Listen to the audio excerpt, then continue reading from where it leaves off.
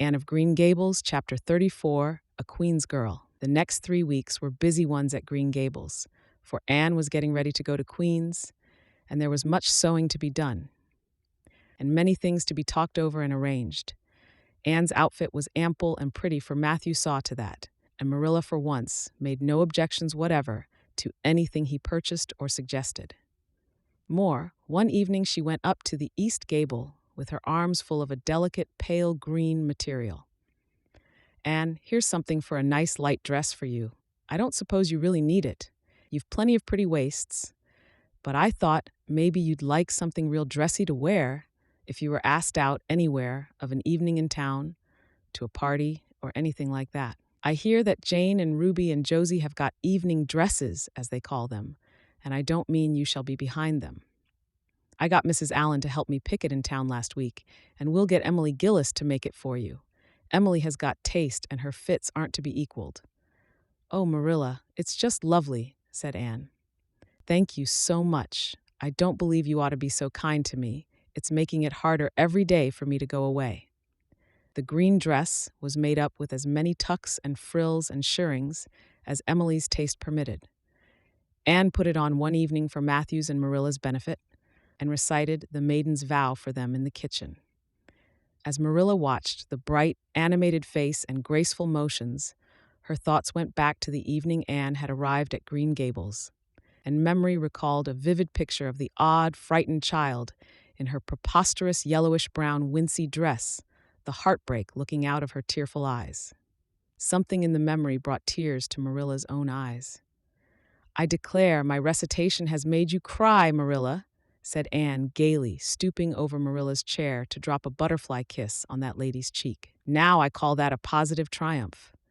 "No, I wasn't crying over your piece," said Marilla, who would have scorned to be betrayed into such weakness by any poetry stuff.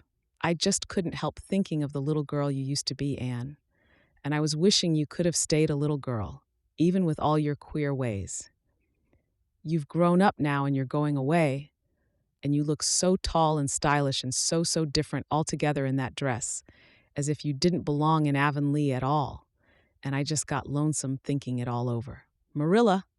Anne sat down on Marilla's gingham lap, took Marilla's lined face between her hands, and looked gravely and tenderly into Marilla's eyes. "I'm not a bit changed, not really. I'm only just pruned down and branched out. The real Emmy back here is just the same. It won't make a bit of difference where I go or how much I change outwardly. At heart, I shall always be your little Anne, who will love you and Matthew and dear Green Gables more and better every day of her life." Anne laid her fresh young cheek against Marilla's faded one and reached out a hand to pat Matthew's shoulder. Marilla would have given much just then to have possessed Anne's power of putting her feelings into words. But nature and habit had willed it otherwise, and she could only put her arms close about her girl and hold her tenderly to her heart, wishing that she need never let her go. Matthew, with a suspicious moisture in his eyes, got up and went out of doors. Under the stars of the blue summer night, he walked agitatedly across the yard to the gate under the poplars. "Well now, I guess she ain't been much spoiled," he muttered proudly. "I guess my putting in my oar occasional never did much harm after all. She's smart and pretty and loving too, which is better than all the rest. She's been a blessing to us, and there never was a luckier mistake than what Mrs. Spencer made, if it was luck. I don't believe it was any such thing. It was Providence, because the Almighty saw we needed her, I reckon." The day finally came when Anne must go to town. She and Matthew drove in one fine September morning, after a tearful parting with Diana and an unterful practical one, on Marilla's side at least, with Marilla. But when Anne had gone, Diana dried her tears and went to a beach picnic at White Sands with some of her Carmody cousins, where she contrived to enjoy herself tolerably well, while Marilla plunged fiercely into unnecessary work and kept at it all day long with the bitterest kind of heartache, the ache that burns and gnaws and cannot wash itself away in ready tears. But that night, when Marilla went to bed, acutely and miserably conscious that the little gable room at the end of the hall was untenanted by any vivid young life and unstirred by any soft breathing, she buried her face in her pillow and wept for her girl in a passion of sobs that appalled her when she grew calm enough to reflect how very wicked it must be to take on so about a sinful fellow creature. Anne and the rest of the Avonlea scholars reached town just in time to hurry off to the academy. That first day passed pleasantly enough in a whirl of excitement, meeting all the new students, learning to know the professors by sight, and being assorted and organized into classes. Anne intended taking up the second-year work, being advised to do so by Miss Stacy. Gilbert Blythe elected to do the same. This meant getting a first-class teacher's license in 1 year instead of 2 if they were successful, but it also meant much more and harder work. Jane, Ruby, Josie, Charlie, and Moody Spurgeon, not being troubled with the stirrings of ambition, were content to take up the second-class work. Anne was conscious of a pang of loneliness when she found herself in a room with 50 other students, not one of whom she knew, except the tall, brown-haired boy across the room. And knowing him in the fashion she did not help her much, as she reflected pessimistically. Yet she was undeniably glad that they were in the same class. The old rivalry could still be carried on, and Anne would hardly have known what to do if it had been lacking. I wouldn't feel comfortable without it, she thought. Gilbert looks awfully determined. I suppose he's making up his mind here and now to win the medal. What a splendid chin he has. I never noticed it before. I do wish Jane and Ruby had gone in for first class too. I suppose I won't feel so much like a cat in a strange garret when I get acquainted, though. I wonder which of the girls here are going to be my friends. It's really an interesting speculation. Of course, I promised Diana that no Queen's girl, no matter how much I liked her, should ever be as dear to me as she is, but I've lots of second-best affections to bestow. I like the look of that girl with the brown eyes and the crimson waist. She looks vivid and red-rosy. There's that pale, fair one gazing out of the window. She has lovely hair and looks as if she knew a thing or two about dreams.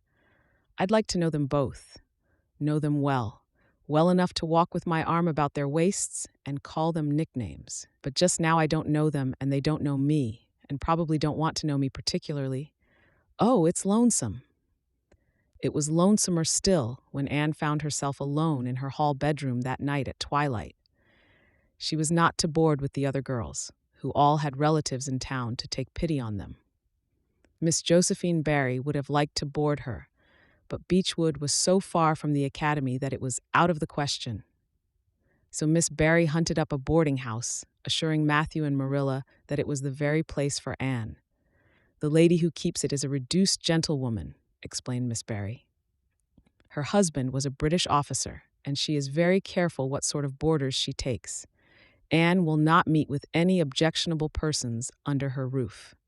The table is good, and the house is near the academy, in a quiet neighborhood.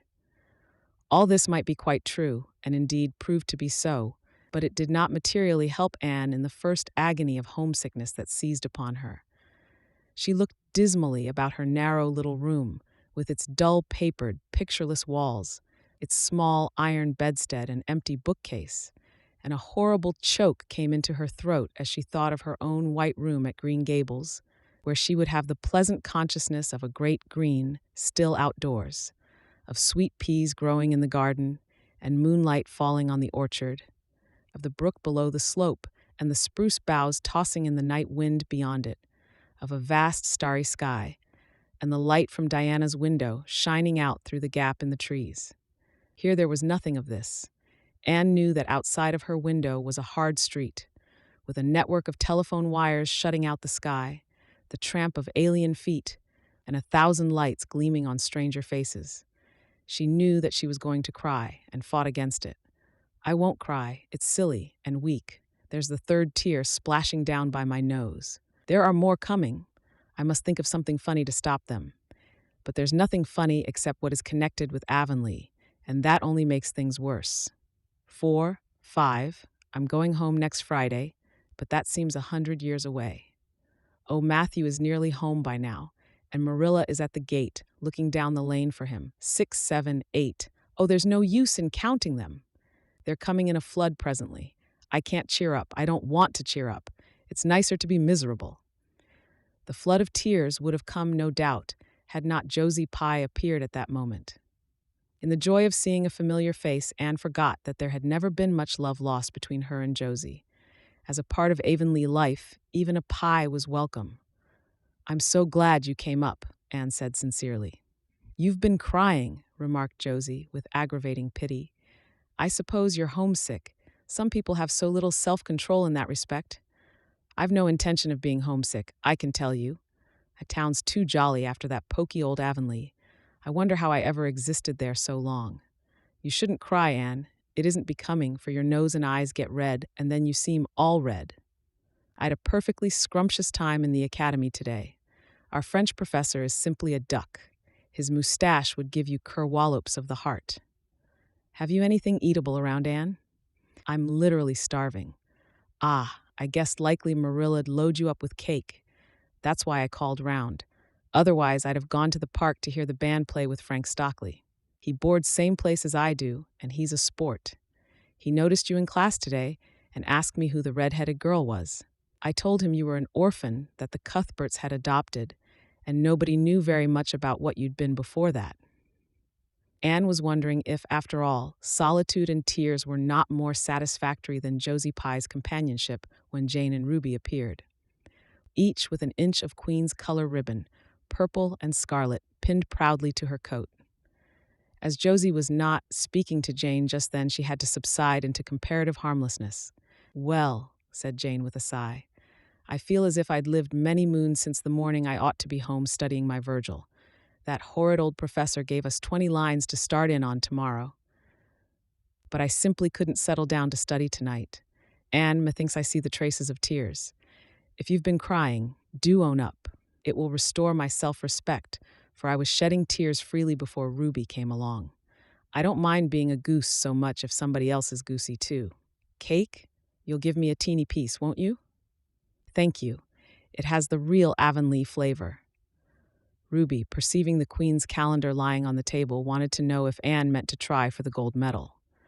Anne blushed and admitted she was thinking of it. "Oh, that reminds me," said Josie. "Queen's is to get one of the Avery scholarships after all. The word came today. Frank Stockley told me. His uncle is one of the Board of Governors, you know. It will be announced in the academy tomorrow. An Avery scholarship." Anne felt her heart beat more quickly, and the horizons of her ambition shifted and broadened as if by magic. Before Josie had told the news, Anne's highest pinnacle of aspiration had been a teacher's provincial license, first class, at the end of the year, and perhaps the medal. But now, in one moment, Anne saw herself winning the Avery Scholarship, taking an arts course at Redmond College, and graduating in a gown and mortarboard, before the echo of Josie's words had died away. For the Avery Scholarship was in English, and Anne felt that here her foot was on native heath.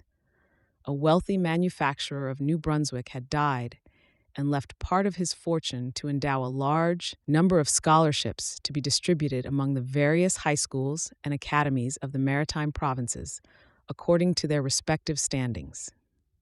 There had been much doubt whether one would be allotted to Queen's, but the matter was settled at last, and at the end of the year, the graduate who made the highest mark in English and English literature would win the scholarship, $250 a year for 4 years at Redmond College. No wonder that Anne went to bed that night with tingling cheeks. "I'll win that scholarship if hard work can do it," she resolved. "Wouldn't Matthew be proud if I got to be a BA? Oh, it's delightful to have ambitions. I'm so glad I have such a lot. And there never seems to be any end to them. That's the best of it. Just as soon as you attain to one ambition, you see another one glittering higher up still. It does make life so interesting."